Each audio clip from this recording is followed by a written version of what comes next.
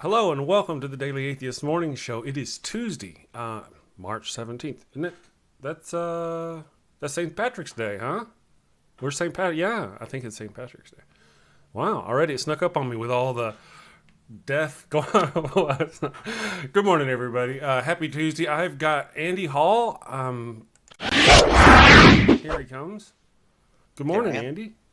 I got my jazz hands going. Got your jazz hands going. Humor blogger and writer from Patheos. And today we've got special guest. I forgot your name, Eric. That's a joke. Me and Eric. Here's Eric Murphy.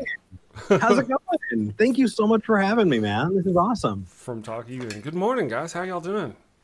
Doing well. I'm making sure that I'm caffeinated.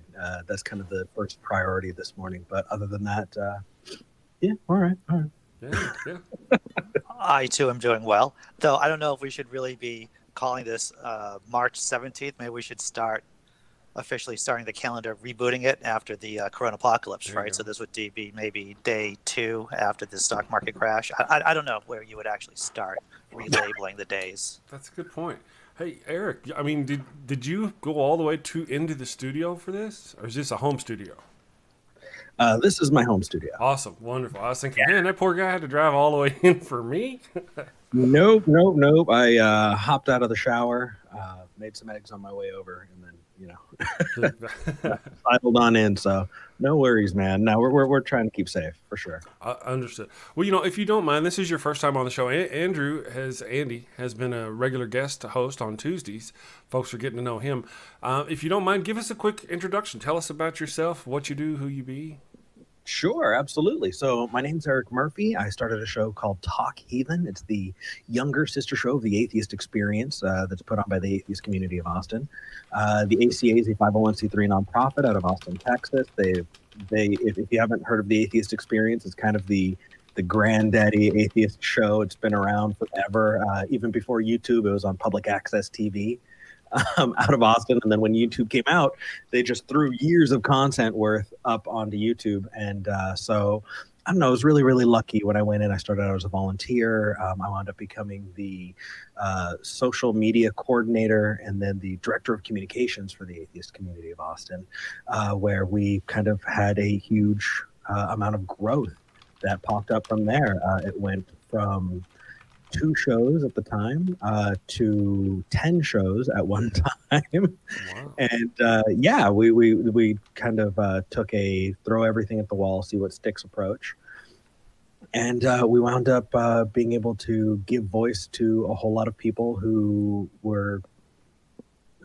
should have been given that voice. We were able to, utilize it. I think that when you have a studio and you have volunteers who know what they're doing, a crew that's doing video and audio, call screening and all of the tech there, I think there's a moral, ethical imperative to use that platform to the best of your ability to raise up voices for people who, maybe are being marginalized, and to do as much with it as you can. And so we kind of took that, started Talk Heathen, which was a call-in show. I thought that it was just going to be a total ripoff of the Atheist Experience, but it turns out that our personalities are a little different.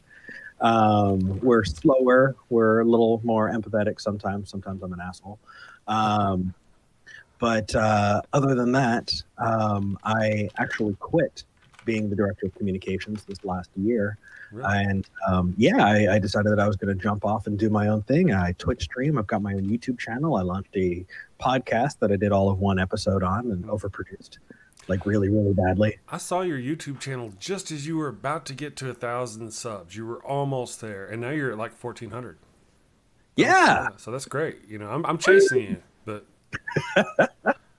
Well, and the thing is I've been told about the Daily Atheist, and when I checked you out and I see the hustle that you put in, and I see the empathy and the kindness and the kinds of company that you bring in, definitely if like I told you privately, if Neil and Kristen think you're awesome, I think you. Well, that's awesome. Yeah. Well, I can be a jerk too. There's a little bit of asshole in me, like you said. Every now and then, to be honest, you guys have something going on down there, and it's really impressive the way you do things. There's other thing. I'm actually going to add a phone call-in number and I'm going to try to work it to where on days where I have a co-host, I have people call in, and I'll try to mitigate it and stuff like that, you know, because watching you guys has been just powerfully inspirational. The difference, of course, is you have a real studio where all your hosts go down. We're going to do it over the thing. But, and you know, so I got a shout out from Eric the other day. Wonderful. Thank you, Eric. I very much appreciate it. On his show, he shouted me out. It also happened to be the same day that he had, what'd you have, Eric? That was... oh, yeah. I had the highest live viewership in the history of Talk Heathen. There were over 2,600 people watching live this last Sunday. 2,600 people. Oh, my gosh. Yeah. I have 21 watching now. Not 100, just 21. Ow, but that's my 21. They're mine, you know. Damn straight. Yeah, damn straight. I love them all. Hey, Math Pig is here. Hey, Math Pig. I'm going to see you on Thursday. Yeah, Math Pig. Yeah, you got to be on. He's one of the first ones I met. You know, the atheist community has been wonderful to me since I jumped into it hard and heavy this past November. That's when I started. Math Pig was one of the first ones I met. Neil, the 604 atheist, wonderful guy, one of the first guys, you know, and it was from Best Name Ever. I don't know how she found me. Kristen found me. She drugged me over to these other places. Dave found me, and he started shilling me. And, you know, if it hadn't been for these wonderful people, this would have been a much different experience. I'm really glad. Of course, there's still the stalkers. You still got those people that threaten you.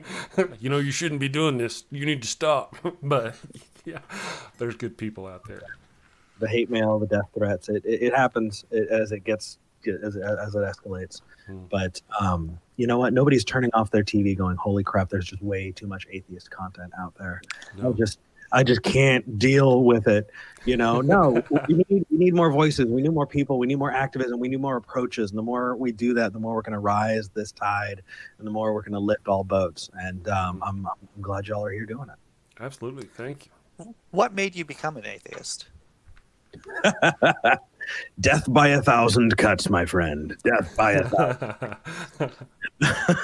That sounds like an Arabian tale of cuts. That's what it sounds like. Do tell. Oh my gosh, what made me become an atheist? Wow. All right, let's see.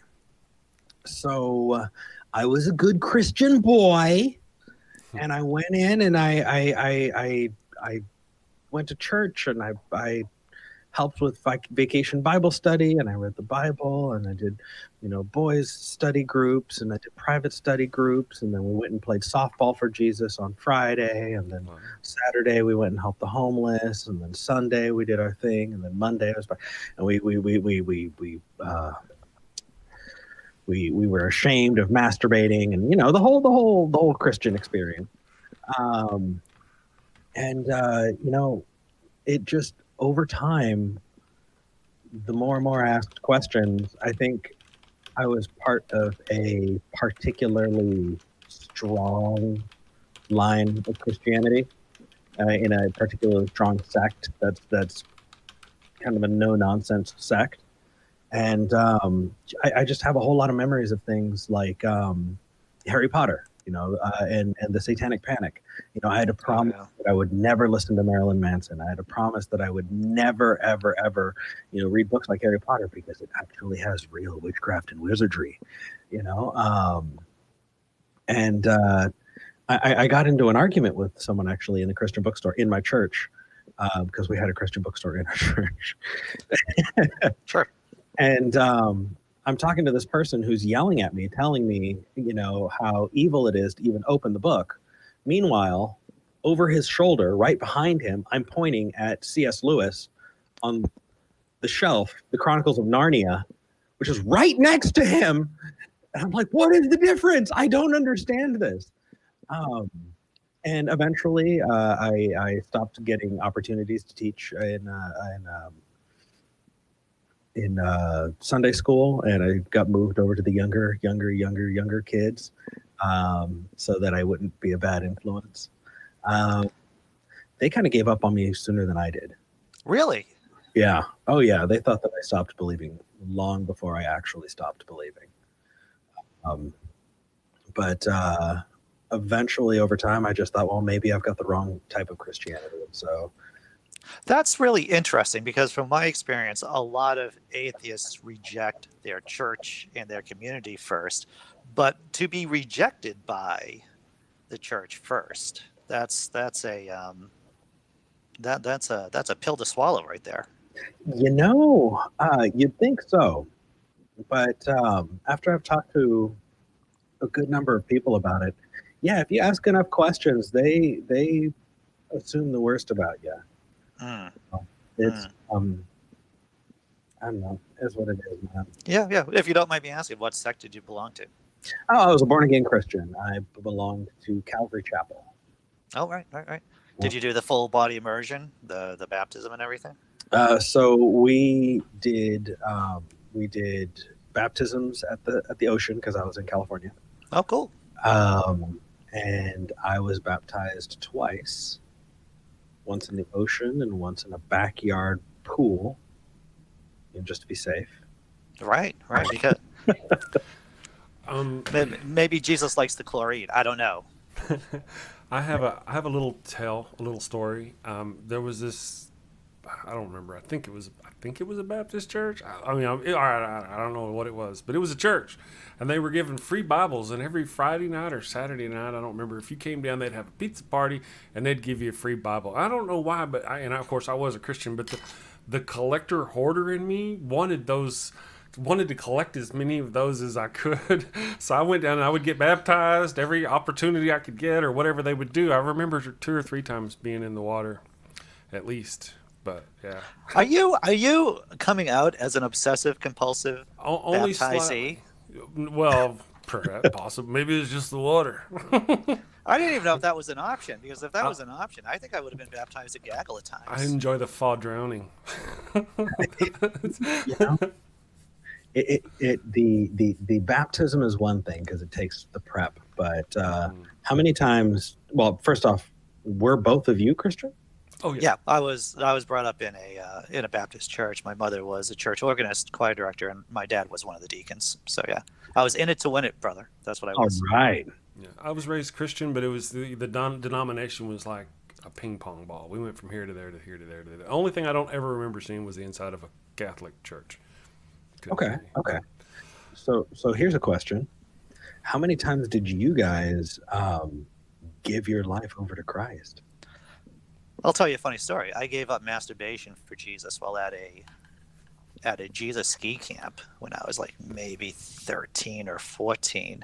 Mm-hmm. I was up in New Hampshire, and we were all, in the youth group going up there for good Christian snow-related fun. I don't know if it's snow-based Christian fun or maybe it's Jesus-based snow Christian fun. I don't know what it is. But the last night, you have the whole, you have anything you want to give up for Christ. And I said to myself, this whole masturbation thing's been really bothering me lately. I think I'm going to give up masturbation for Jesus. Oh, no. And so I did not say what I was giving it up for. I didn't say what I was giving up, but I did go up there. And of course, my sister was there with me, too. And she didn't give up anything for Jesus. She was, yeah. But when the ceremony was over, I sat back down. She asked me what I gave up, because I was always considered to be the good one out of our dyad within the family structure. And I was like, I'm not going to tell you that, because this would make it really strange. How'd that work out for you? Yeah. Well, it's funny about for those of us who have experienced the church, and you always try to find wiggle rooms within the rules, right? Right. I'm liking where this is going. So,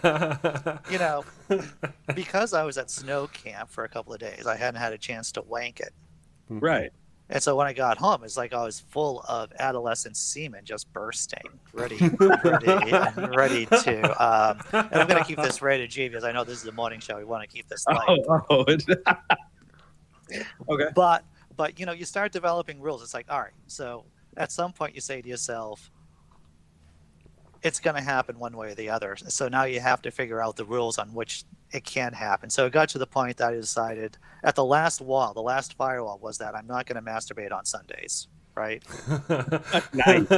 So I can't be the only person, the only dude who said, all right, I'm gonna sin the other 6 days, but on the 7th day I'm gonna let my penis take a rest.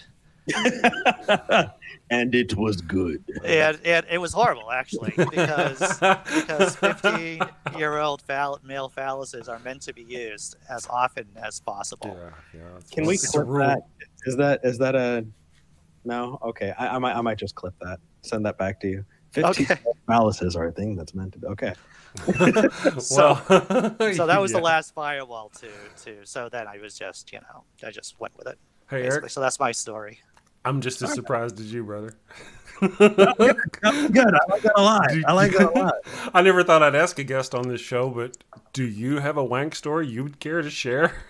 Deal with Christianity. I don't see how being an adolescent guy. You've already had yours, Andy. You've already had your wank story. No more wank stories for you. Oh man! All right, that happened. Good morning, Paul. Good morning, Kirsten, Math Pig. There's lots of people. Good morning, V. It looks like V's in the group too. Hey, V, yeah, she's been there. I was trying to keep up with everybody. I got distracted. Andy? Oh, yeah. I do that. I'm sorry. Walk on. No worries. Do I have it? No, not one that I can think of. But that's okay. I mean, none particularly unique. I don't think. I don't think. Yeah, none that stick out. Well, I mean, nice. I see what you did there. Plenty stuck out. I'm maybe never. Go ahead, please. Okay. Yeah, he's going. The last time I'm going to be on this show. You're good. All right, so yeah, as far as me, my Christianity, I was Christian loosely. I was not quite programmed enough. Believe me, I never gave up masturbation for Jesus, never once. I did feel awkward that for a long time I did believe he was watching me, and then I was like, just watch. Just get over it. No, I just as a Christian, I wasn't programmed properly, so it didn't take a lot to get me out of it. And really, to be honest, I mean, I was raised a West Texas Christian. I didn't think about atheists. I didn't think about non-believer. I didn't even know what a Muslim was until 9/11. We were all Christian. Wow. I mean, I was an oil field worker. I was, these are just the things that it was. And I tell this story often. The first time I really saw an atheist out and out was Chris Hitchens. The day after Jerry Falwell died, he came out and was interviewed on CNN. And before that, watching it, I was like, he's going to go to hell. But man, I tell you, I found my spirit animal in Chris Hitchens. He was just so wonderful. And then I found him on the internet, and that led to a lot of things. I have other stories about, my movement from one to the other. In my case, I had a friend who went really far up to the Christian side, street preaching, all the way to street preaching, dragging his family down there. Ooh. And then I came back from out of town. I'm an atheist, and I found out he's doing this, and that kind of turned me from an atheist to an activist. That's when I started determining I'm going to start debating people, writing books. I wrote a book, and then, it just kind of developed over time. He and I are still friends and all that.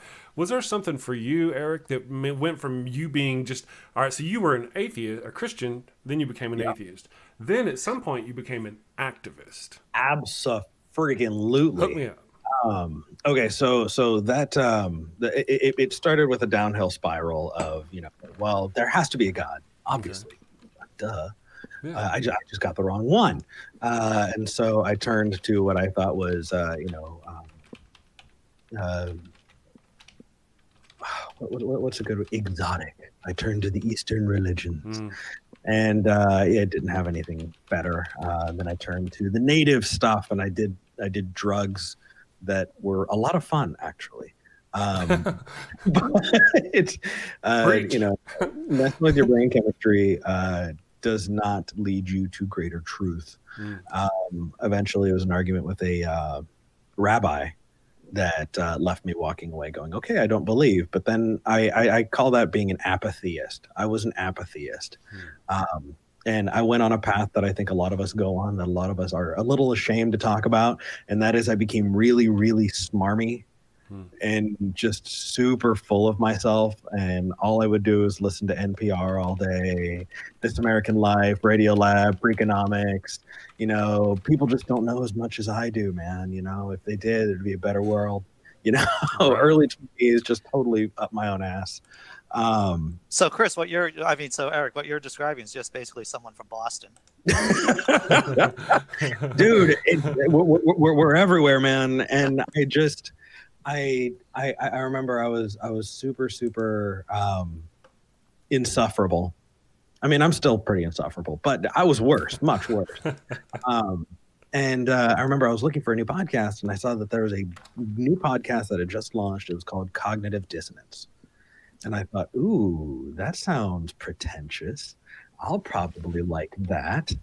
And it turns out it was car talk for atheists. And so I remember. So this is a PG show. I can't cuss. Can I cuss? Oh yeah. I mean, go ahead. We're all adults. It's just it is a morning show. Some people try to listen at work, and I ask people to kind of keep it normal. But yeah, carry on. Well, so I remember I actually got to tell Cecil at one point, yeah, I hope you know that you bumble effed me into atheism. And that's really the case. I found that show, and then I wound up finding other atheist shows. I found the Atheist Experience, and I dove in for about 8 years. For 8 years, I just lurked.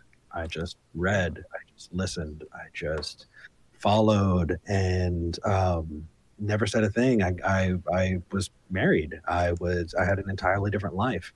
And then at 29, I got divorced, decided, you know what, it's time for a new start. I thought my favorite show's in Austin, Texas. That's where the Atheist Experience is. And so I picked up, left my job, no hopes for another job, left all of my friends, just moved out here to start again. And well, I built, and here we are. How long has Talk Heathen been start to finish? How long have you been running Talk Heathen specific? November 2017. Gotcha. Yep. Wow, and you said 2,300 live viewers? 26. 26. Oh, I was robbing you some viewers. Chris, the atheist pastor, joined us. I don't know if you know Chris. He's from Australia. Hey. Good. I'll say good evening, good morning, depending on where you are. Good evening, good morning. Hello. How are you doing? Thank you for joining us. No, thank you. Yeah. By the way, I just want to say I'm loving the new setup, Chris. Thank you. Yeah, I'm working. It's very impressive, and I'm a little bit jealous, mate. I mean, wow. You're showing the rest of us up. I tell you, you guys have been doing this for weeks. You should get on the ball, man, because this is like 3 days of work. But no, it wasn't easy work. You're setting the standard, mate. You're setting the standard. Gotcha. What can I say? Well, that's what I was telling Eric. To be honest, I'm chasing Eric. I'm chasing people like Eric. I'm chasing people like the Atheist Experience. I'm chasing people like Mr. Atheist. Those are the people I'm chasing. I'm swinging up, right? And so I'm trying to work the show to where, I mean, that's the deal. I mean, that's my goal. So thank you for you know what, you know what, though, Chris, and I think I've said this to you before. Don't chase other people. Be you, because who you are and what you're doing is awesome, and that's why you've grown so quick. The way you have, because the content you're putting out, the program you've got, the concept that you've got is great. Just let people chase you. You be you. And I think that's a good mental health tip too. Is that comparing yourself to other people is going to be a way of grinding yourself down. I mean, that's from my own experience and from what I've seen of comedians or anyone in entertainment. You got to follow your own North Star in a lot of ways. And the interesting thing is, if you do. Slide off and go into different territory that maybe isn't you exactly, you're going to wind up picking up viewers who are going to see the authentic you and maybe won't stick around. And those aren't good followers. It's better to have 20 amazing people who, by the way, looking at the names in this list, seeing the people in here, you've got some amazing people here. Got some good names, yeah. Better to have them than 1,000 people who clicked on you because they saw you show up on a BuzzFeed or a top tens or whatever. You're growing it right, and definitely don't sweat it, because in time it will happen. It will happen. I appreciate that. Well, what I mean is that there's different stages of development for a podcaster. You see the people who've just got their laptops open. They don't have a microphone. They don't have any extra cameras, just the camera on their microphone. They've got a blank white wall behind them. That's it. Then before long, they've got a microphone. They've got a camera. They've got lights. And that's kind of the progression. Now, in my case, this show in particular, I want it to look like a morning show or like a talk show. And therefore, that's what I mean by pattern it after you guys. That's all. Yeah. No, I want it to be me. Thank you, though. Yeah, that's awesome. Eric, I wanted to get back to, or double back to, the conversation you had with a rabbi that convinced you that you didn't believe in God. What was that like? Rabbi Rupp. Let's see. So I had a buddy who was going to UCLA at the time, and he was in the Jewish fraternity, Alpha Epsilon Pi, at UCLA. And they had their own rabbi there. Oh, cool. So I spent a good amount of time over at AEPI, actually. Really, really awesome guys. And just had a number of really in-depth conversations. And one day, I remember at the time, my sticking point was faith. Everywhere I went, everywhere I looked, when it came down to it, all I was hoping for was somebody could be like, no, check it out. Here's God. Here it is. Because somebody's got to. I mean, geez, right? Nobody did. And I would say, but why? Why do I just have to accept it because you told me so? And they would just say, well, you have to have faith. And I thought that faith was something that maybe was innate in everyone except for me, so I was broken somehow. Sure. Yeah. Oh yeah. Yeah. That look on your face, right? Yes. Yeah. I thought I was broken. And so I remember for a while I would tell people, oh my gosh, you have faith. I'm so jealous. I wish that I could. I wish that there was something in me that could understand faith, but I'm just, for some reason, it's not here. And I got angry, and I remember I was arguing with Rabbi Rupp, and he's like, well, we got to faith. He's like, you just have to have faith. And I was like, no, why? No, I don't. What is, I got angry. And he goes, well, then just don't believe. And that's a funny thing, and it's a common trope in so many churches I know, where they talk about having that childlike faith, or they look at this great man of faith or this great person of faith, and that's always sort of the gold standard that everyone else seems to be chasing. And I know similarly for me, it was always, I had that thing in the back of my head where I believed, but I just didn't believe enough, and it was never good enough. It was never good enough, and you're always sort of chasing that. I can't believe he told you to just not believe. He was Jewish. The thing is God's chosen people really don't have a call to action to they don't have a great commission. Great Commission is not in Torah. That's not they've got their thing. They're fine. You want to become a Jew, go for it. If not, meh. Actually, it was interesting. I wanted to convert to Judaism at one point. I thought, hey, this is the source. All the other Abrahamic faiths kind of come from here, so at least maybe I could start here. And there's this tradition of denying people. So if you go to a rabbi and you say, I want to become Jewish, I want to convert, they deny you 3 times. Just like Fight Club.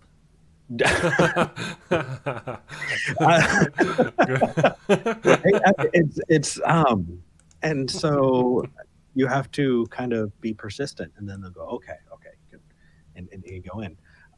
I didn't know that, and so I reached out to a rabbi and it's like, I want to become Jewish, and they're just like, But do you though? No. I was like, well, screw you. All right, I'm going to go to somebody else. And so I wound up sending emails and letters and calls out to rabbis up and down California. And I got a whole lot of no's. And I was like, well, I guess I'm not meant to. It should not be this hard. I'm not meant to. So I guess that's a. It sounds like the gospel of reverse psychology. It was funny, dude. It was, it was great. I the first time I shared that with somebody who was Jewish, the face palm was fantastic. It was just. That seems to be the opposite of a lot of Christian sects, right? Where you just have to do the sinner's prayer, accept Jesus into your heart, and you're basically in. You're in.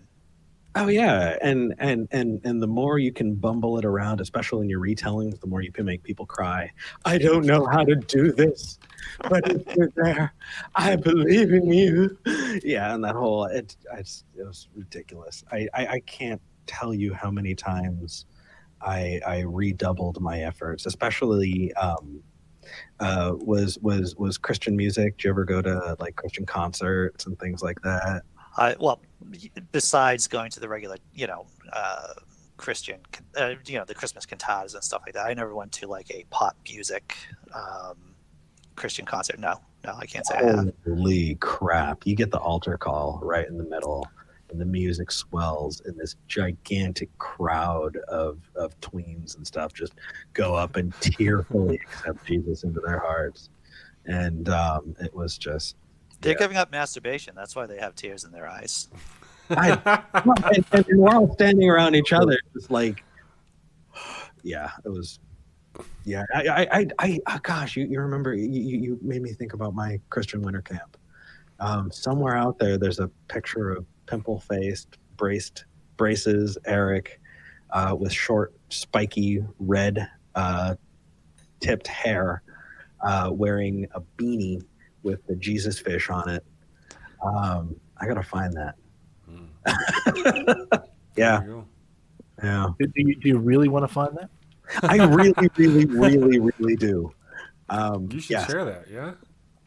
I will not share that, but I really do want to find that. It's good that you're honest about that, though. Well, I figure the more you can be honest about it, the more you can kind of break the stigma around it. So many people are so worried that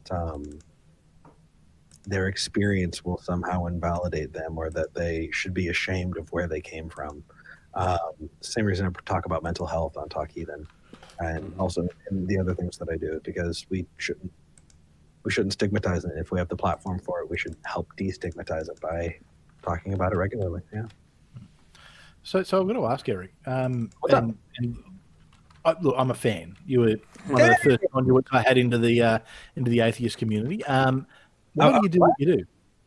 You're one of the first conduits I had into the atheist community. So really, people I came across. Yeah, I actually came across you before I came across the Atheist Experience. So there you go. Atheist Experience. Yeah, I know. It's just that little show that's kind of like, it's the other one. It's the other one on there. Why do you do? What drives you? Why do you do what you do? What makes you get up and want to do this? Because I mean, it's not an easy thing to do. So why? Oh man, there's a lot there, my friend. Yeah. And I guess I've got to kind of break it down just a little bit. So I said I moved out here with nothing, without friends, without a job prospects or anything like that. And post-divorce, for those of you who've dealt with that, I didn't even know what my favorite color was. Wow. I sat back and I was like, what are my favorite foods? I know what our favorite foods were, but do I have different favorite foods? How long were you married for? 9.5 years. And how old were you when you got married? I was fresh out of high school. Wow, dude. Wow. Yeah. Anyway. No, I was 19, so I had a little bit of wiggle room. Sure. Anyway, I kind of had to relearn who this person is, develop who this person is, and then learn to fall in love with them.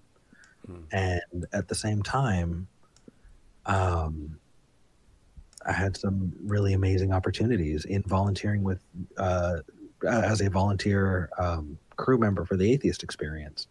I had some really, really incredible conversations with people. The first time I walked into the ACA, I just cried. I just broke down and cried. I was like, I'm home. Yeah. I'm home. That's wonderful. And I wanted to share that. And over time, the audio engineer, Vern, and our producer, Mark, were sitting with Jamie and I at dinner at Star of India after the Atheist Experience. And they said, hey, you know, if either of you want to do a show, Jamie and I were just like, yes, we do. Yes, we do. Absolutely. And so it started off as it was going to be a podcast. And then it kind of worked its way up. But why do I do it? Because it gives me purpose. Because, There you you go. know, Purpose. yeah, there are times, you know, there have been times actually recently, you know, I stopped doing videos personally for a little over a month now. And I went 2 weeks.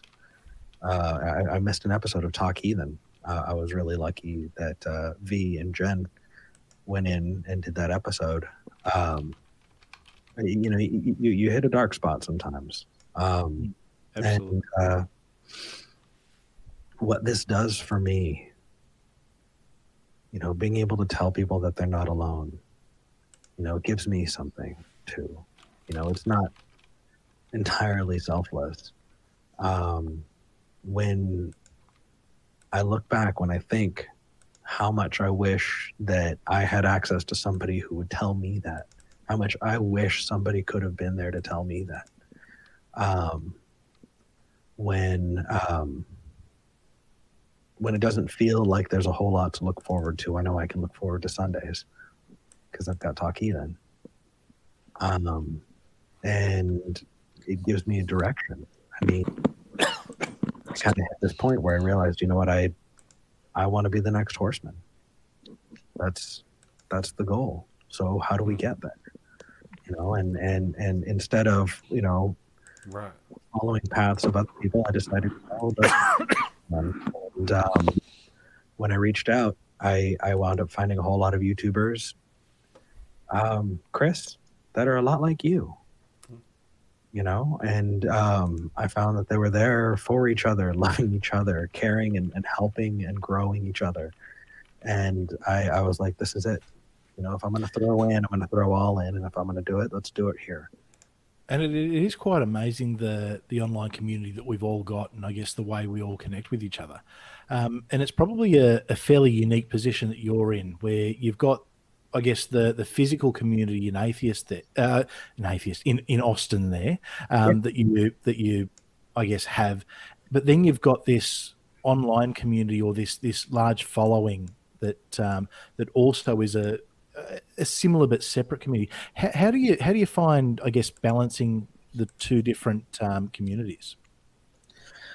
Incredibly difficult.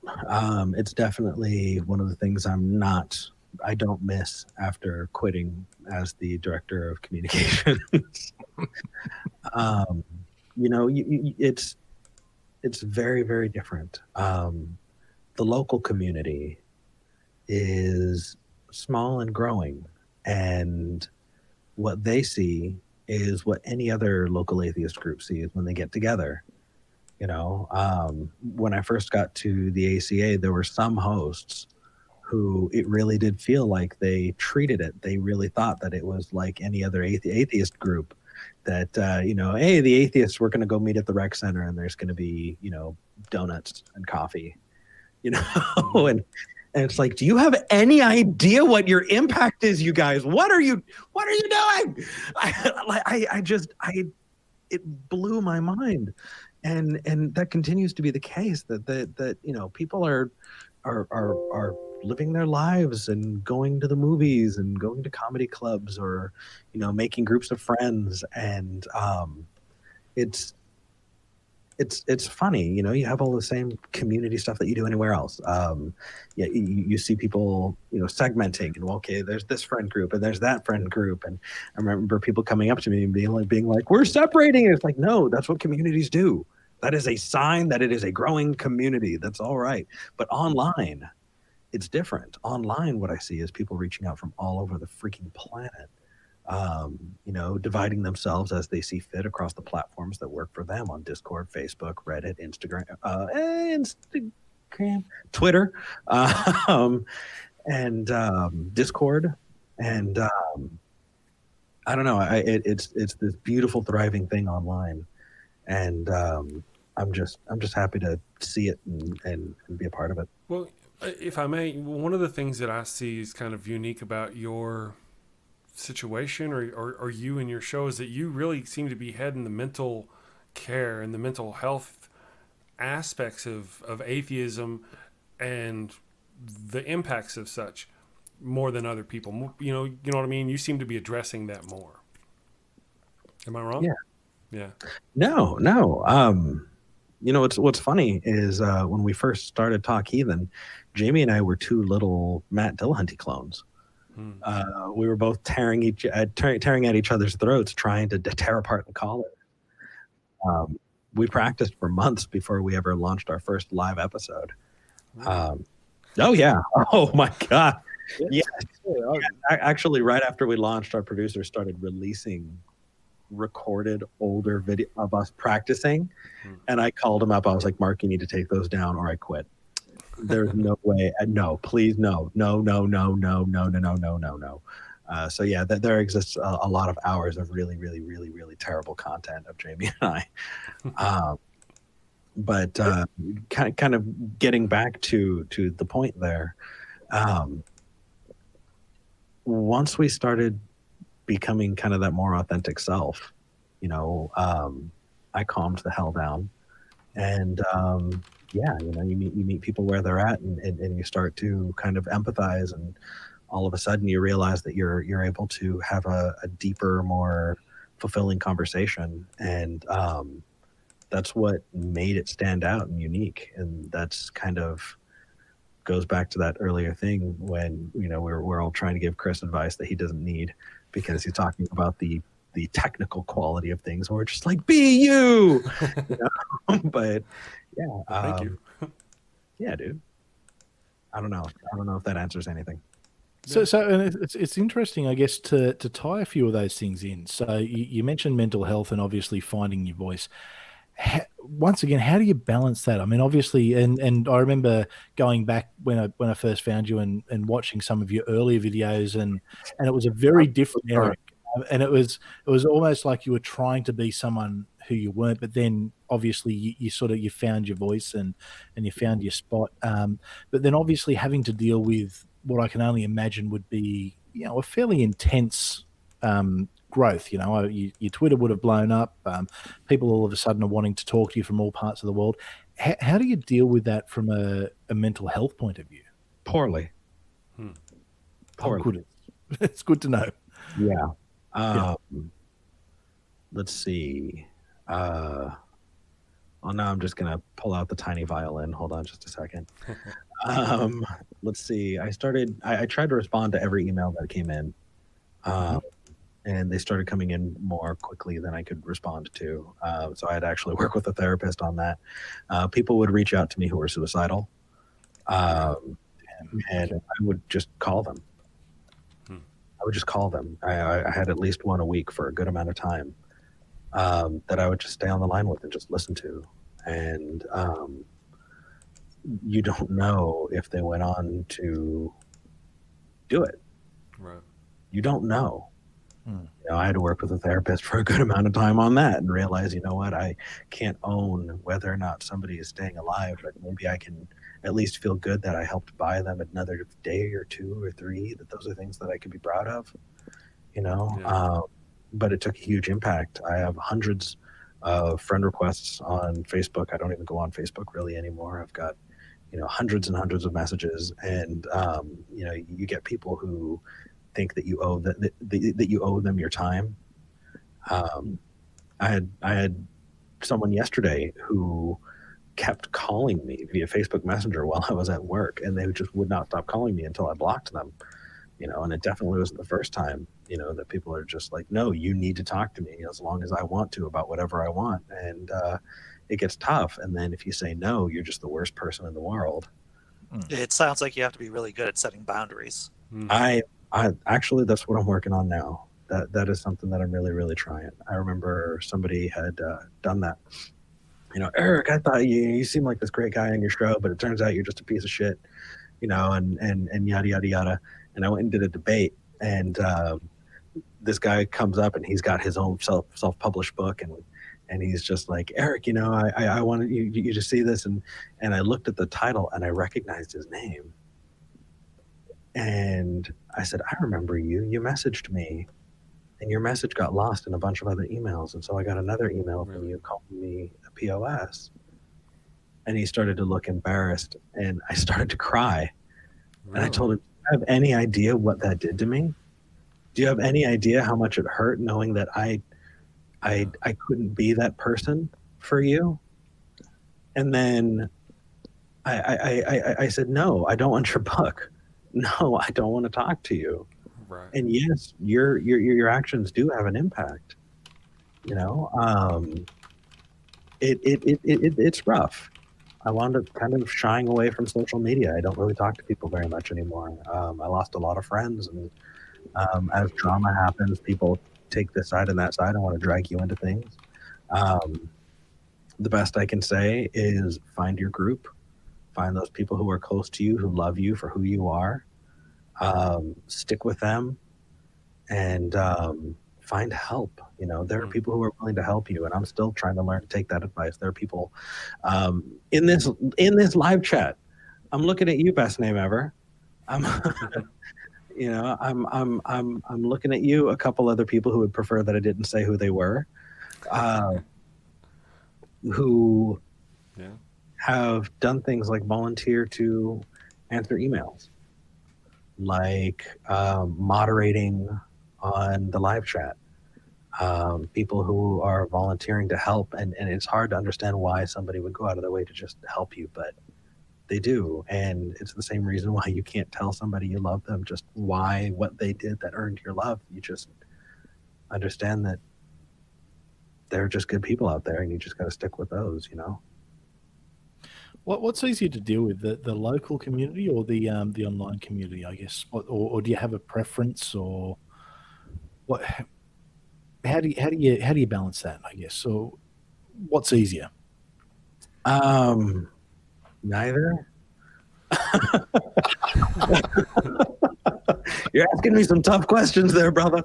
Sorry, I don't mean to. It's no, that's okay. I was practicing social distancing long before COVID-19 was asking me to. I mean, when you start kind of helping grow this thing, and then people come to you to help arbitrate it, when you're in it, it makes things worse. And so almost part of the piece of creating a thing is staying apart from it. And that kind of became my viewpoint on a lot of it, is I found that my impact was really damaging in some places. An example was I had a relationship. I had broken up with someone, and I still deeply cared about them. I still deeply care about them. They're some of the best people. It just didn't work out, and we're still friends. And that community destroyed her. Really? Because they wanted to earn points with me for, I don't know. But they're just like, okay, well, now I'm Team Eric. And I was like, what are you doing? What are you doing, you guys? And so I wound up saying, I will never go to an event that she's not invited to. Like, easy as that. Yeah. No, you just don't know. So I don't know. I'm kind of in a funny place. I think maybe eventually in time I'll change that viewpoint, but right now I'm just trying to get my legs under me, man. I think probably the most important thing I can ask you is when can I buy a copy of the Book of Eric? Because I'd like to get the word out there. Oh man. So the Book of Eric is loosely outlined right now. It's definitely not written, but it is outlined, and it's going to be a book on counter-apologetics. I want to borrow from my experiences on Talk Heathen and talk about them and go, hey, here's an example of something. Here's why I messed up. Here's the research that I did, and here's how you could do better. Practical advice from actual scenarios and situations that happened. That's going to be the Book of Eric. And I am planning on writing it. Maybe now that it's socially more acceptable for me to be a hermit, I can work on it. In time, though, I actually considered selling journals that say the Book of Eric so people can write their own holy books. But I don't know. I don't know if that would kind of mess with things. So in time, my friend, in time. So we have to spread the word, because there's too many of those other religions out there, and there's not enough. I don't know what is it, Ericism or Ericians or what do we call you? Oh gosh. I don't know, but ever since I posted that you were going to be on the show, several people have left posts saying, "Man, Eric is awesome." That's the first time I post every time I have a guest on the show. I go about and I post. I'm like, "Hey, this guy." Matter of fact, I had Richard Carrier on the show last week, and I was like, "Hey, look, Richard Carrier," and I was like, "Richard Carrier." Got one or two. Hey, that's cool, but not like Eric Murphy. I get Eric Murphy on my show, and the Facebook post is like, "Oh, hey, I love Eric Murphy. He's just wonderful. I love Eric Murphy. He's an awesome guy." You kind of got your own little following there. Yeah. It's.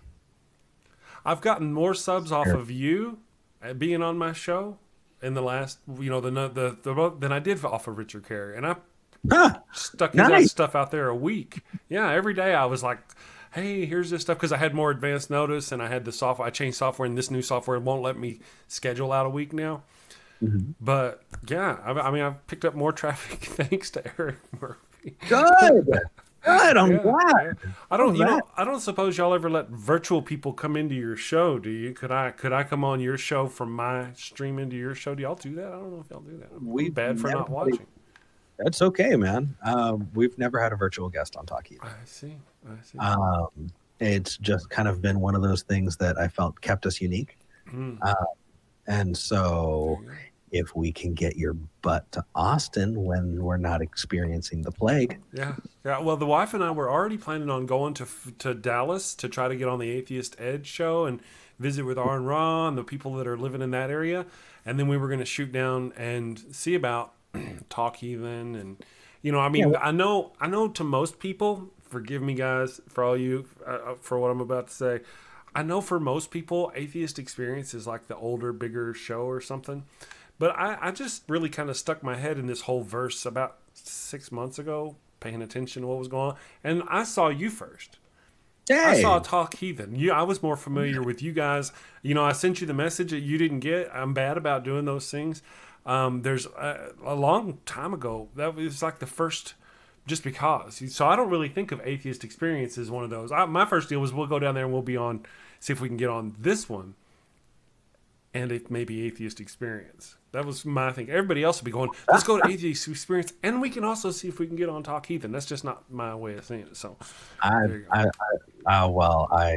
head is sufficiently inflated. There you go. Rule of acquisition number 33: it never hurts to suck up to the boss. So the trick, okay, the trick is making sure that you're in touch with me and the producer a minimum of a month and a half in advance. Okay. Oh yeah. Well, if we're going to make a trip like that, we're in Albuquerque, New Mexico, so we would certainly be certain. Yeah. Yeah. There was a point in time where you could not get into a slot on Talk Heathen for 6 months. Really? We were just booked solid. Now I'm trying to kind of get back and find some regularity, because having guests is great, but having your regular co-host who you've got a good rapport with, who you're, building that with, is also really important. So that's why there have been more episodes with Fee and I than there have been with guests. We're still working it out, Mm-hmm. Oh yeah. I think Seth Andrews was going to be on Talk Heathen this upcoming weekend, and then, for Atheist Day, and that all kind of went to hell. So hopefully next time. Hopefully. So how are you finding the, I guess, bouncing off V? Because you guys seem to actually blend very well. Like, you seem to, I guess, be a good pairing. I agree. A good personality match. Yeah. Yeah. V in particular is someone that I really, really enjoy, just as a human. When I was first doing Talk Heathen, one of my big things is I watched the episode, and especially in the early episodes, I would watch over and over and over and over and over again, and I would critique myself and tear myself to ribbons every single time. You said you watched the early episodes. I had that really nervous, annoying laugh and a stutter. I just stuttered all over the place. The only reason that went away is because I tore myself apart trying to fix it. And I always wanted to watch it with people. I wanted to watch it with Jamie. I wanted to watch it with, others. And I remember when V came in, V, watched the show, and then was just like, "Hey, Eric, would you watch this back with me and give me some feedback?" And I was just like, yes, I would, and you get those parts where it's like, okay, pause. You know what? I spoke over you. Sorry about that. No, actually, I was running out of steam. I'm really glad that you did. Or, hey, you know what? At this point, I really wanted to say something. Hey, here's how we, jumping in and all of that. If it ever feels like, one of us is cutting the other off, more likely than not, it's actually because we talked about it ahead of time and want that support. So yeah, it's been a really, really good pairing. One of the ways I've noticed how people get overcome stutters or other speech impediments is building up a cadence, being able to set up a rhythm for themselves to communicate. Definitely. You just then have to make sure that you don't fall into it too badly. There was a point in time where it felt like all of my answers were in YouTube clip size right sections, where it was just like, okay, I have these bite-sized sections of speech that all kind of work together individually, but the whole it's funny that you say that, because I imagine that there's some kind of incentive to keep doing these mic drop moments, right? Oh yeah, because that's what people remember. That's what people want to talk about. You kind of have to balance, it's something that I'm hoping that I can continue to work on and refine for as long as I have the opportunity. Cool. Yeah. That's wonderful. I mean, you kind of, again, set a bar. You set an example for a lot of us. And, there are other people out there. Matt Dillahunty is a wonderful example. He sets a different kind of example. I got my little morning show, and I'm like, well, don't cuss too much. And then I watch Matt Dillahunty, and he's just ripping people. They call, and he's like, boop, I ain't got to put up with that shit. And, and I'm like, oh, wow, you can do that? And, so he sets that example that, you can be aggressive, you can be the debater, you can be those things. And then, Eric, you've got your example where, I mean, you're just more, I want to say tender. You've got the emotional aspect of it really kind of wrapped. A lot of people don't think of atheists as being tender. He's the nice guy. Come on. He's the nice guy of the atheist community. Well, no, I know. Well, we've got the friendly atheists, but we often have people come at atheists and they think we're monsters. But here's a proof, absolutely proof that we're thinking, feeling people. That's wonderful. Well, on his show, though, I mean, he's getting it out there for people to see. Look, here it is. Yeah. How many of you as believers You know, I thought that there was maybe some kind of physical way that you could tell that somebody was an atheist. Like, The horns. I mean, seriously, you know, when you're in it that much, I honestly thought that, you know, good and evil were a physical, real thing. Understand. Well, that's very Old Testament-y. Dude, like I remember meeting an atheist and genuinely being afraid. Really? Well, because you have someone in league with the enemy. Like I was looking for like dry skin or like sulfur, like anything to be able to tell. Like, oh my gosh, they look like us. I've had people cross themselves when they found out I was an atheist. You know, absolutely. Well, I remember I've told this story before. I remember being a young kid wanting to be. You know, the end of the times is coming. I'm a Christian. You know, the revelations is going to come, and I'm going to get my sword, and I'm going to be killing demons, and it's going to be a glorious battle. And then, you know, kind of when you get to realize what's really going on, you're not killing demons in the story. The armies of God are coming back to kill people, non-believers and heretics. And that's what so if you're a good Christian and you're going to be part of Revelation, slaying the bad and wicked, you're actually killing other people who did nothing more than not believe. That's really, I never associated that. As a kid, I thought it would be demons and monsters. I remember reading the Left Behind series. Me too. Okay, I got a lot of nods. Oh, you're on the Left Behind series, don't you? Sorry for the triggering moment there, buddy. Yeah. I remember I read with my girlfriend, which we were reading it. Her mother was really Christian. She was a little Christian. I was kind of on the fence, but we read the book. It made for an interesting modern day view of the Revelation, the end times. It was an interesting, you know, aspect, but of course it's Christian fiction. Nowadays, as a complete non-believer. Bible study group around for the new movie when it was released, and we were so excited. And Kirk Cameron was just the best actor ever. And oh dear, I would love to go back in time and have a conversation with myself. Eric's or Godless Scummer. One of our people in chat wants to say to Eric, you shouldn't be trying to ruin our hard-earned reputation as baby-eating, virgin-sacrificing, devil-worshipping atheists. I should not be trying to ruin that reputation. Yeah, I guess that's what he's saying, yeah. But, you know, anyway. Well, guys, thank you for coming on the show. I very much appreciate it. Andy, thank you for co-hosting. Sure. Eric, of course. Oh, my goodness. What's that? Absolutely. It's been an hour already. Wow. You know, I'm not against going longer if you want to. I'm just trying to, at the hour, I sort of schedule you for an hour, and I try to be nice and go, okay, we're done now. And if y'all want to continue going for a little longer, you're welcome to. But if you got to go, I totally understand. We'll shut her down. Thoughts? Oh, okay. Well, so it's up to me? Yeah, it's up to you. And yeah. Well, you want to hang for a few more minutes? You got a minute or three? Yeah, absolutely. You got some more? I'm generally, so I work the night shift on tech support, so I've got plenty of time, brother. What's up? Well, all right, we'll hang, because, you know, every time, you know, when this happens, the chat usually goes, yay, an extended show. So all the Eric, more Eric, more time. Carry on. So here's the thing: is I will stay longer if people who are watching hit the thumbs up button. I do want to see it. There are definitely more people watching than there are having upvoted. There are. I have a little thing I started scrolling across. I actually made it while you were talking. Uh-oh, not that. It's a little thumbs up graphic. I saw that. That's slides very in clever. and out. Yeah.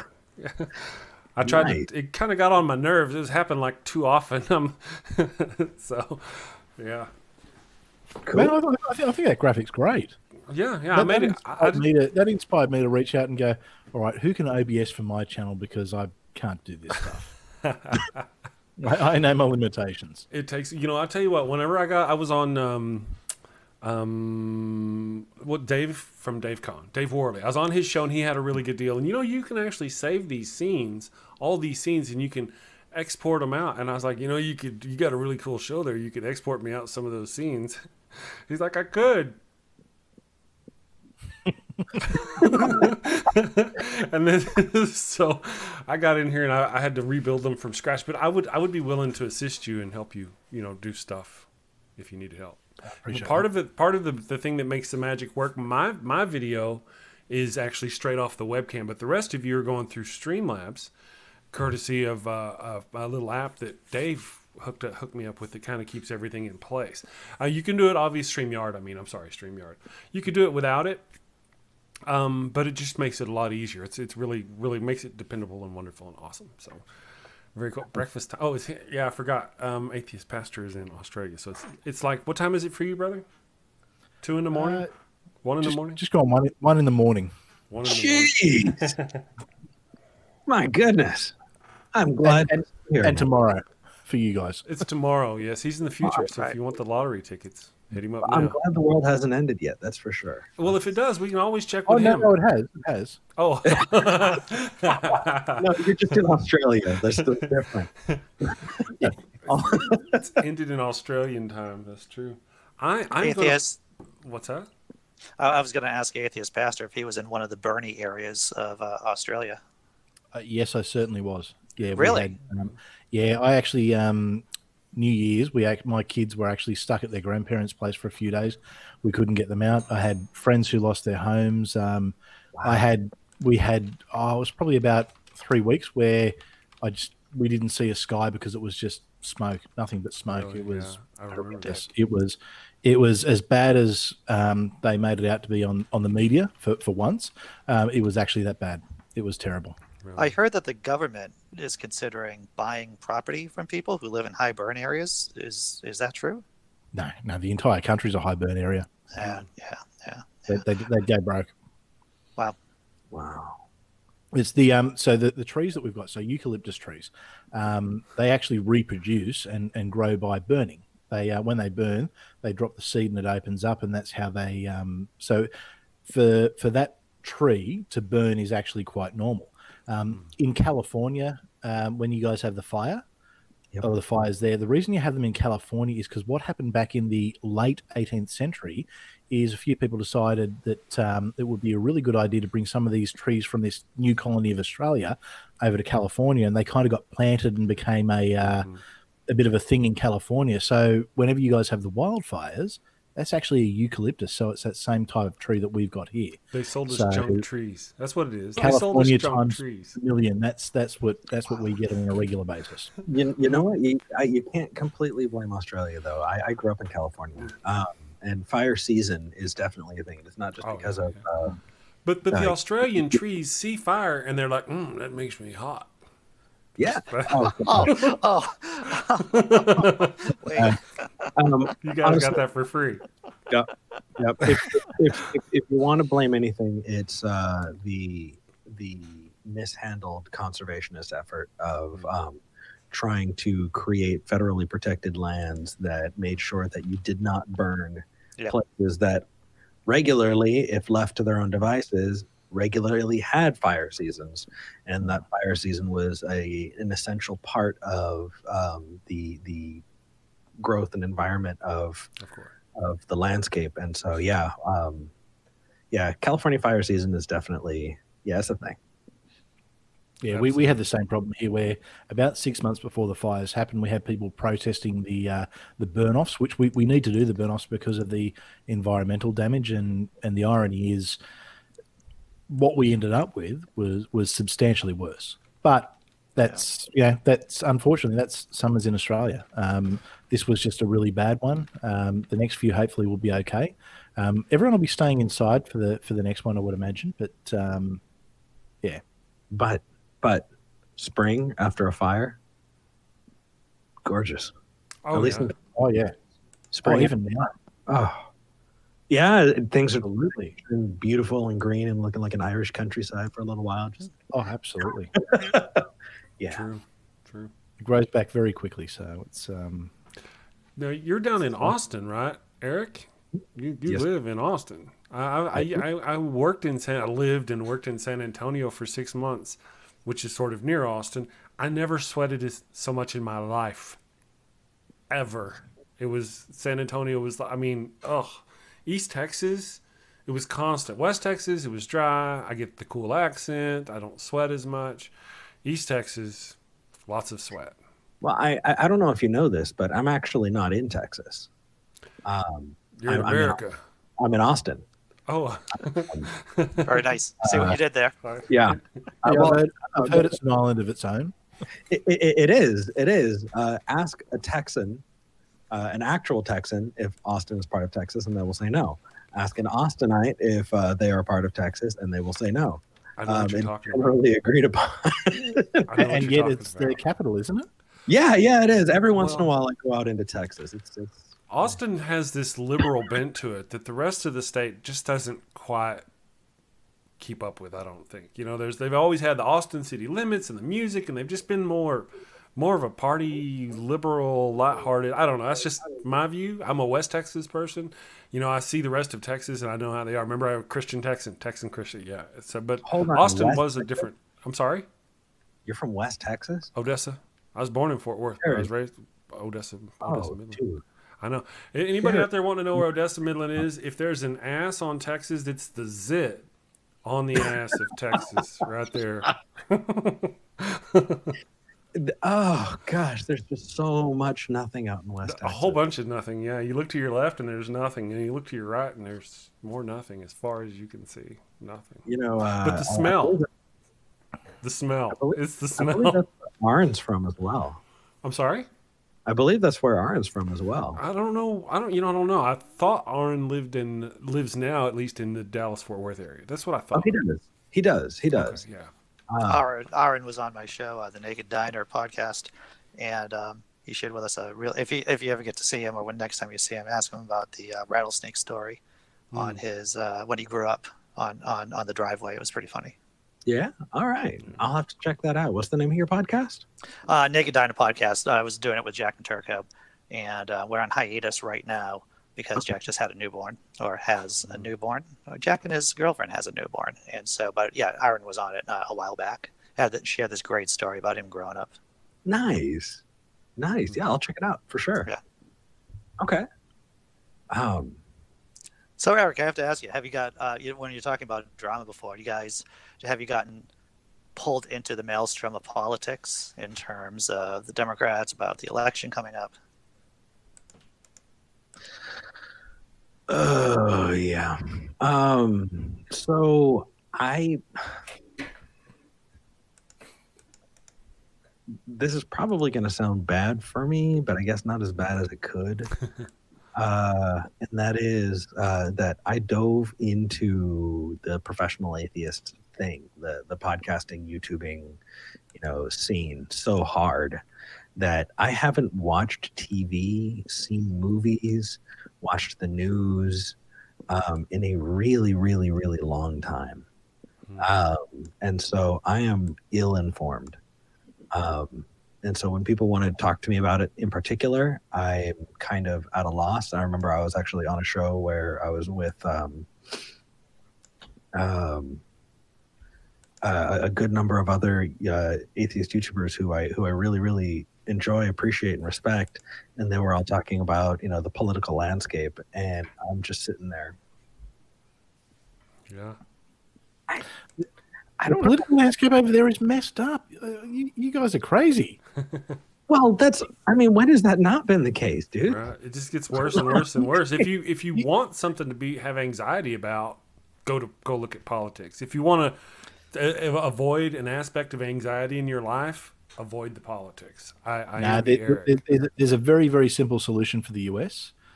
Just look, let us come and sort you guys out for a few years. You'll get your health care. The Conservatives will be happy with it.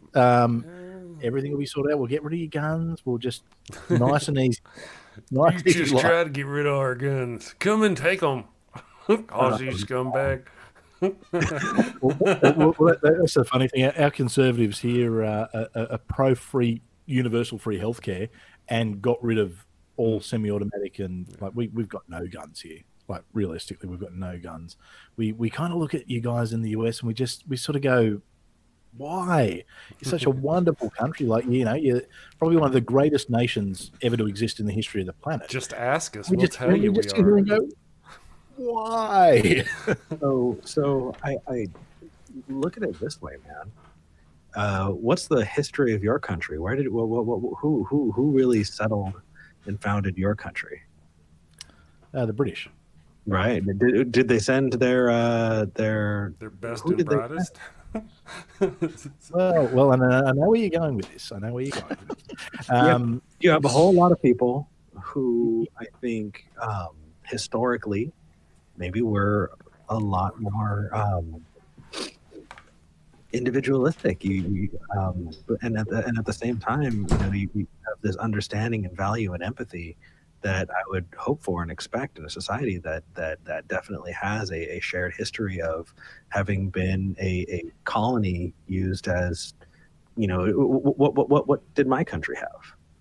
What did we? Well, funnily enough, you know the whole reason Australia was founded, why they sent people to Australia, was because the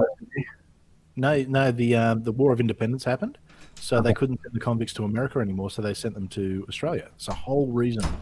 So if we were 1788 is when the first fleet landed here, but it's only around about 25% of people were convicts who came. So there's a bit of a myth that it's the whole convict nation. It was there was a lot of free settlers, who came and free people as well. And funnily enough, there was a lot of American immigrants in the early parts in the early part of the life. Quigley down under. See, Quigley. We got Christian fundamentalists. Oh yeah. Yes, you did. That's who came over here. Yeah, we didn't get them. That's true. Yeah, we got people who the UK was just like, you're so like, yeah, just go away, just go away. And they're the ones who founded this country, and we wonder why we're like this. It's it is very theocratic over there. I've got to say, it's I guess having engaged so much with the online community, and the majority of whom are American, that the differences.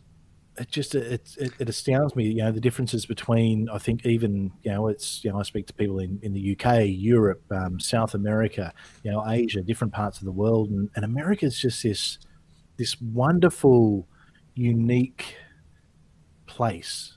I don't think you guys realize what you've actually got there. But far out, the fundamentalists are an issue. Well, it all makes sense when you think about a lot of, or at least especially my section of the country, which is now one of the more civilized areas, if I'm going to bring up my mass holiness right there, is that Oliver Cromwell and his crew, Oliver Cromwell was thinking about coming over here before things blew up for him over there. But the Puritans, they were pretty much the same people who were responsible for cutting off Charles I's head, doing the whole theocracy, the Commonwealth over there. Yeah. So America is definitely steeped in that, or certain strains of America is steeped in that kind of theocratic tradition, and slavery, of course. Well, the part of the country I come from, which is Texas, was blessed by God officially. I don't know what the hell you're talking about civilized.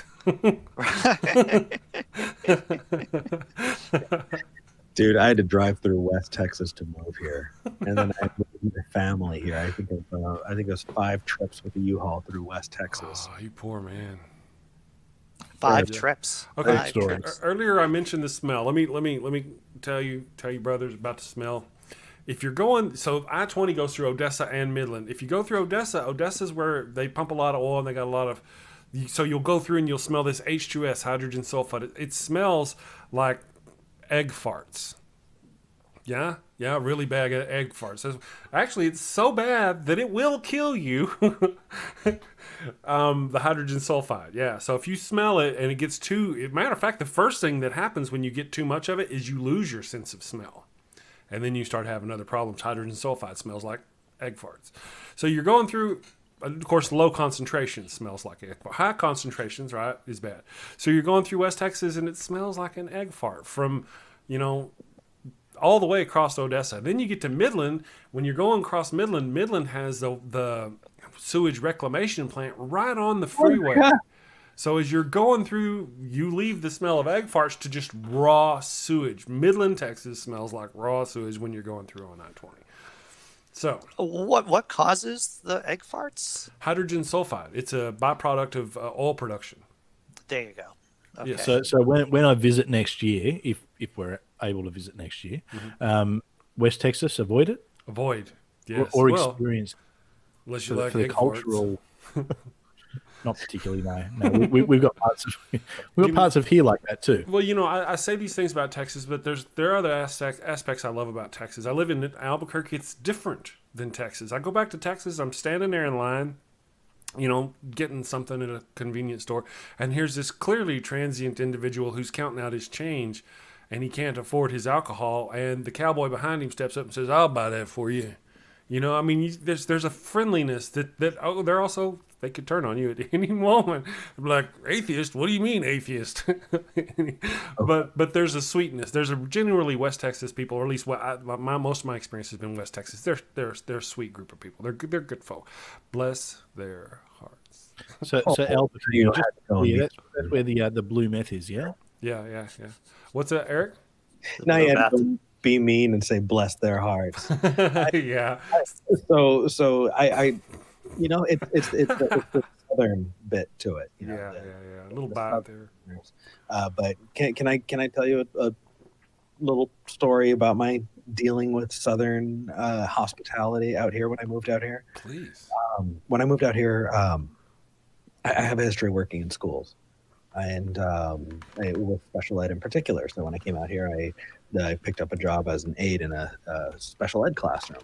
That could be tough work. Mm-hmm. It is tough work. I did not work with kids who integrated into classrooms. I worked with kids who were mostly nonverbal, who were not able to feed themselves or potty themselves. That's hard work, brother. Good job. Good for you. Yeah. A lot of people don't realize what kind of effort goes into that, but anyone who does that work should be getting the same kind of compliment as we do for people. A lot of us do for military services. Thank you for your service, because that is that is grueling work. I actually have a couple scars. They sent me to the emergency room a couple times. Of course. Okay. Yeah. But because of that, we had a good number of special ed aides, who were there, and so I was one of them. And there was this one aide. Her name was Miss Thibodeau. Miss Thibodeau obviously retired at some point and is living her second life already, and is working as an aide in the special ed classroom. And she's just this absolute Southern belle. And I remember one day we all decided we were going to go out for drinks after work. And so we go and we sit down, and she sits next to me. And there's a thing that I sometimes forget about myself, and that is I am ethnically ambiguous. And so Miss Thibodeau sits down across from me, and she goes, "So, Eric, honey, where are you from?" I said, "Well, I'm from California. I moved out here about 2 years ago." No. Where are you from? Well, I was born in Ventura County. I spent most of my life out there. No. What's your heritage? Oh, okay. So I tell her, I'm actually, I don't really bring up what my ethnicity is, just to mess with people, but I'll say it here. I'm half white, half Mexican. And she confuses me. She throws me a curveball. She goes, "Okay, what was your mommy, your daddy? What were they?" I said, "Well, my mom was Mexican, my dad was white." She says, "Oh, but your daddy, where's he from?" I said, "Well, he's from Pennsylvania." She goes, "Oh, a Yankee." Not a white guy and a Mexican, a Yankee Pennsylvania and a Mexican. I don't want to like split hairs, but no one in New England would consider anyone from Pennsylvania a Yankee. Miss Thibodeau did. She goes, "Oh, a Yankee," and I thought she was kidding. I thought she was joking, so I started laughing. Yeah. And I just went, I mean, they won the war. I did not think that was funny. It sounds like you guys are like a second or two away from talking about the one drop of blood rule. This little old, no. Instead, this little old woman, I said, they won the war. And this little old woman stops. Her face just drops. And she looks at me and she goes, "Fuck you."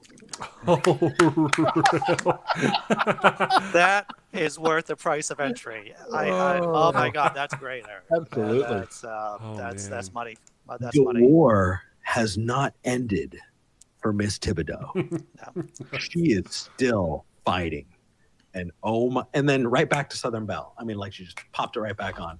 That's But great. scared the shit out of me. Crazy. All right, on that note, gents, I'm heading out. I got to do some daddy stuff. Okay. Take care, brother. It was really nice meeting you, man. Eric, nice meeting you. Atheist Pastor, I think this is the first time we cross paths. Good seeing you It too. is. Guys, if you Absolutely. want, Good I'll to go meet ahead you. and I'll just All right. go ahead and I'll see you later, Chris. later.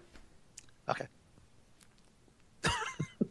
I don't have a solution for that yet, so I was just gonna sit there. I think. That is a really good face to leave on, though. That I is, was going to yeah. say, yeah, that's Like it. we can leave him like that. It's Wait. like when the wind changes. I don't know. Do you guys have when the wind changes, your face gets stuck? Is that a thing over there? Yeah, I can't really say I Australianism. know. Yeah, That's all right. That's all right. that's pretty awesome. I'm working up a thing here. I guess if you don't mind, guys, we can go ahead and wrap it up now and be done. absolutely. Yeah, Thank you, Eric, for showing up and coming on the show and hanging out and being awesome, continuing to be awesome. Thank you very much, Dude, this was a ton of fun. Please, when you do start your call and stuff, give me a shout. I'd be happy to help in any way that I can. Absolutely. Atheist Pastor, dude, it was nice meeting you, man. Absolutely. Hopefully, once all of this stuff blows over, we can all actually meet and go for drinks, and Chris and I can show you some good Texas barbecue. Hell yeah. Well, I'll tell you what. You guys show me the barbecue. I'll buy the first round.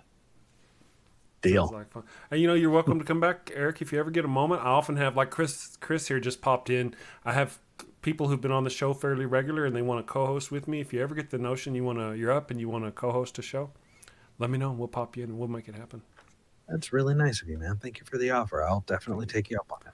All right, guys, we are off to save the world. Thank you, Eric. Thank you, Chris. Everybody, thank you in the chat for showing up. And check out Eric's channel. I got links to his channel, and I probably have links to Chris's channel. He's always on here, and Andy's stuff. So give them a subscribe, and take care. You guys have a wonderful day.